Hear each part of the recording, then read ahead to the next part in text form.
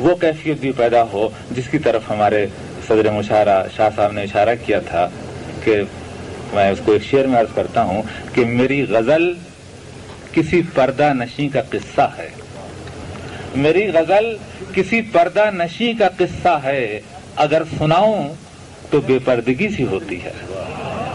تو غزل کی وہ کیفیت جو حیات اور کائنات کو جب چھوئے تو ہر جگہ سے دل کی دھڑکن کا احساس ہونے لگے، غزل وہاں سے غزل بنتی ہے، اور اس کی نمائندگی کرتے ہیں آج کی شاعری کے اہم شاعر، لکھنؤ کی تمام نزاکتوں اور نفاستوں کے وارث جناب والیاسی جو لکھنؤ سے تشریف لائے ہیں۔ میں ان سے گزارش کرتا ہوں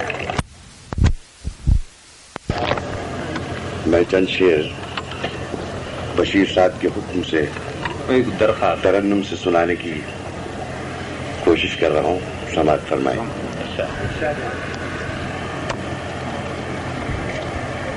یہ عظیم فنکاروں کا اجتماع جو آج آپ کے شہر مسقط میں اکٹھا اور جمع ہیں، ان کی طرف سے خاص طور پر پروفیسر علی احمد سرور اور جناب سردار جعفری کی طرف سے آپ کی نظر کر رہا ہوں، ہمارے بڑے بھائی بیکل اتساہی صاحب کی طرف سے نظر کر رہا ہوں کہ ہم فنکاروں کا کے پاس سوائے اس کے اور کچھ نہیں ہے۔ سماعت فرمائیں۔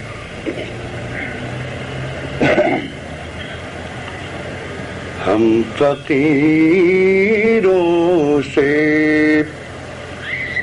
جو چاہے وہ دعا لے جائے،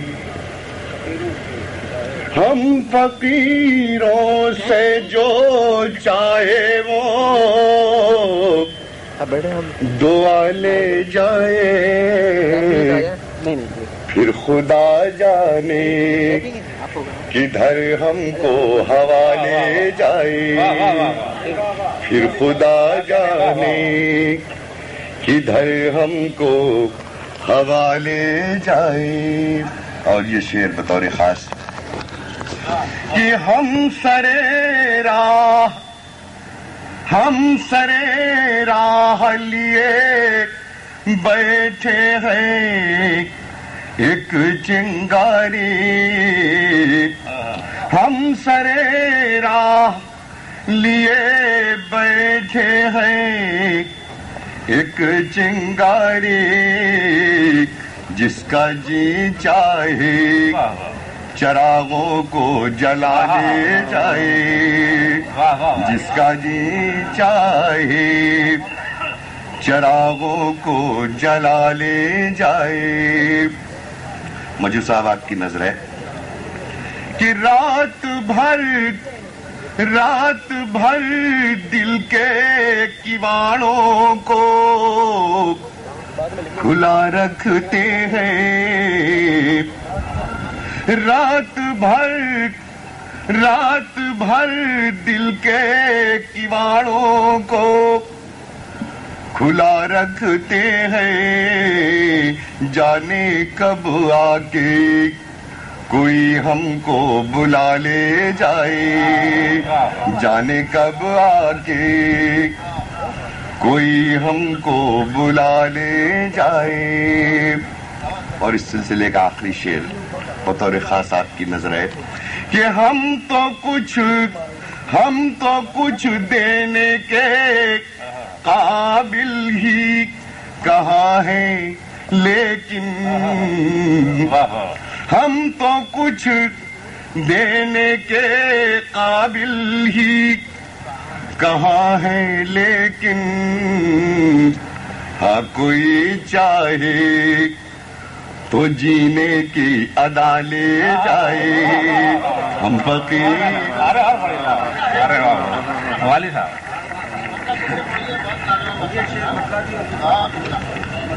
ہم تو کچھ دینے کے قابل ہی کہاں ہے، لیکن ہاں کوئی چاہے تو جینے کی ادا لے جائے۔ مطلب ہم فقیروں سے جو چاہے وہ دعا لے جائے، پھر خدا جانے کدھر ہم کو حوالے جائے۔ اور دو چار شعر اور سماعت فرمائیں۔ یہاں آپ حضرات اپنے اپنے گھروں سے اتنی دور بسے ہوئے ہیں، میں چند شعر پیش کر رہا ہوں، سماعت فرمائیں۔ وہ بھی سنا دیتا ہوں، مطلب سماعت فرمائیں۔ پہلے ایک مطلب یوں عرض کر کیا ہے کہ تیرے غم کو تیری چاہت کی طرح رکھا ہے، تیرے غم کو تیری چاہت کی طرح رکھا ہے، اس امانت کو امانت کی طرح رکھا ہے، تیرے غم کو تیری چاہت کی طرح رکھا ہے، اس امانت کو امانت کی طرح رکھا ہے، اور میں کہیں جاؤں زمیں گھر کی طرح لگتی ہے، میں کہیں جاؤں زمیں گھر کی طرح لگتی ہے، آسماں سر پہ میرے چھت کی طرح رکھا ہے، آسماں سر پہ میرے چھت کی طرح رکھا ہے۔ اور دوستو یہ شعر بطور خاص نظر کر رہا ہوں کہ ہمارے صوفیہ نے اور سنتوں نے دنیا اور زندگی کو بڑی حقارت کی نگاہ سے دیکھا ہے، سو خاکسار کی بھی ایک کوشش ہے، سماعت فرمائے۔ تیرے غم کو تیری چاہت کی طرح رکھا ہے، اس امانت کو امانت کی طرح رکھا ہے، عرض کیا کہ بے وفا تو ہے، بے وفا تو ہے تو اے زندگی ہم نے بھی تجھے، بے وفا تو ہے تو اے زندگی ہم نے بھی تجھے ایک بازار کی عورت کی طرح رکھا ہے، بے وفا تو ہے تو اے زندگی ہم نے بھی تجھے ایک بازار کی عورت کی طرح رکھا ہے۔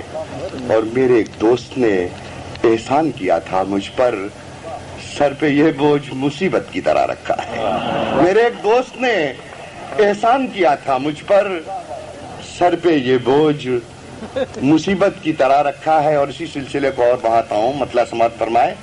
عرض کیا ہے کہ ہم نے ایک شام چراغوں سے سجا رکھی ہے، ہم نے ایک شام چراغوں سے سجا رکھی ہے، اور شرط لوگوں نے ہواؤں سے لگا رکھی ہے، شرط لوگوں نے ہواؤں سے لگا رکھی ہے، ہم بھی انجام کی پرواہ نہیں کرتے یارو، جان ہم نے بھی ہتھیلی پہ اٹھا رکھی ہے،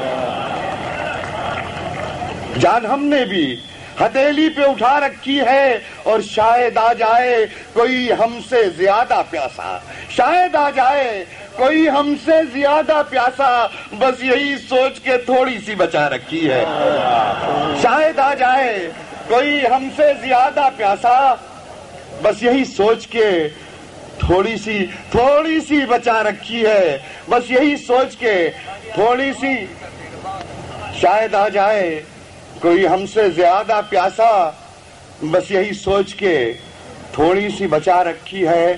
اور ایک شعر اور سماعت فرمائیں اس کا کہ تم ہمیں قتل تو کرنے نہیں آئے، تم ہمیں قتل تو کرنے نہیں آئے، لیکن آستینوں میں یہ کیا چیز چھپا رکھی ہے، تم ہمیں قتل تو کرنے نہیں آئے، لیکن آستینوں میں یہ کیا چیز چھپا رکھی ہے، ہم نے ایک شام چراغوں سے سجا رکھی ہے، اور شرط لوگوں نے ہواؤں سے لگا رکھی ہے، ہم بھی انجام کی پرواہ نہیں کرتے یاروں، جان ہم نے بھی ہتھیلی پہ اٹھا رکھی ہے۔ اور پھر دوسرے دور میں کو جس رنگ سے والی آسی دیکھتے ہیں وہ آج کی آنکھیں ہیں، جو زندگی کی بے چہرگی، اس کی مختلف اس کے جو چہرے ہیں اور اس کے جو مختلف بدلے ہوئے بھیس ہیں، ان سب کو بے نقاب کرتی ہوئی یہ شاعرانہ آواز، یہ شاعرانہ انداز ابھی آپ کے سامنے غزل کی صورت میں حاضر تھا۔ حضرات غزل آپ نے راحت صاحب کی سنی اور والی آسی صاحب کی، آپ نہ بھی چاہیں ایک تھوڑی دیر کے لیے اپنے کسی طرح سے آپ فیصلہ کر لیں کہ ہم اپنے دل کے دروازوں پہ تالے ڈال دیں گے، نہیں سنیں گے، مگر ان کی آواز یہ پتہ نہیں کہاں سے سیدھے دل تک پہنچ جاتی ہے. یہ بھی غزل کا ایک فن ہے. لیکن غزل کا ایک یہ بھی فن ہے کہ آپ کو بالکل اس طرح سے چھوئے جیسے پھول کو شبنم چھوتی ہے. پتہ ہی نہ چلے کہ کہاں سے پھول میں تازگی پیدا ہونا شروع ہو گئی. یہ خود کلامی جو اپنے آپ سے کی جا رہی ہو، ہر شخص کی دل کی آواز بن جائے، یہ فن بہت کم لوگوں کو آتا ہے. ہندوستان اور پاکستان میں اپنی شاعرانہ آہستگی کے لیے جو شخص اردو ادب کی تاریخ کا حصہ ہوتا جا رہا ہے، اس خوبصورت نام کو ہم شہریار کہتے ہیں. ڈاکٹر شہریار علی گڑھ مسلم یونیورسٹی سے تشریف لائیں. میں ان سے گزارش کرتا ہوں. میں غزل کے چند شعر پیش کر رہا ہوں. عکس کو قید کے پرچھائی کو زنجیر کریں، عکس کو قید کے پرچھائی کو زنجیر کریں، ساعت ہجر تجھے کیسے جہانگیر کریں. واہ واہ واہ واہ. عکس کو قید کے پرچھائی کو زنجیر کریں، ساعت ہجر تجھے کیسے جہانگیر کریں. پاؤں کے نیچے کوئی شے ہے زمیں کی صورت، پاؤں کے نیچے کوئی شے ہے زمیں کی صورت، چند دن اور اسی وہم کی تشہیر کریں. پاؤں کے نیچے کوئی شے ہے زمیں کی صورت،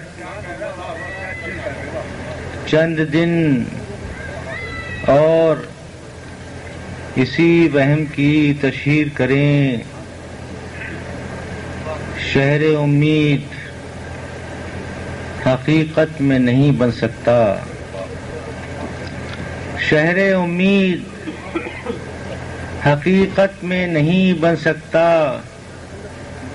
تو چلو اس کو تصور ہی میں تعمیر کریں.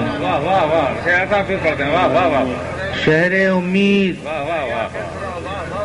حقیقت میں نہیں بن سکتا، تو چلو اس کو تصور ہی میں تعمیر کریں.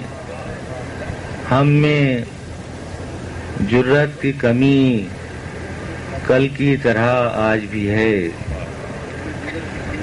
ہم میں جرأت کی کمی کل کی طرح آج بھی ہے. تشنگی کس کے لبوں پر تجھے تحریر کریں. ہم میں جرأت کی کمی کل کی طرح آج بھی ہے. تشنگی کس کے لبوں پر تجھے تحریر کریں. عمر کا باقی سفر کرنا ہے اس شرط کے ساتھ، عمر کا باقی سفر کرنا ہے اس شرط کے ساتھ. دھوپ دیکھیں تو اسے سائے سے تعبیر کریں. عمر کا باقی سفر کرنا ہے اس شرط کے ساتھ. دھوپ دیکھیں تو اسے سائے سے تعبیر کریں. عکس کو قید کے پرچھائی کو زنجیر کریں. ساعت ہجر ہم میں جرأت کی کمی کل کی طرح آج بھی ہے. تشنگی کس کے لبوں پر تجھے تحریر کرے.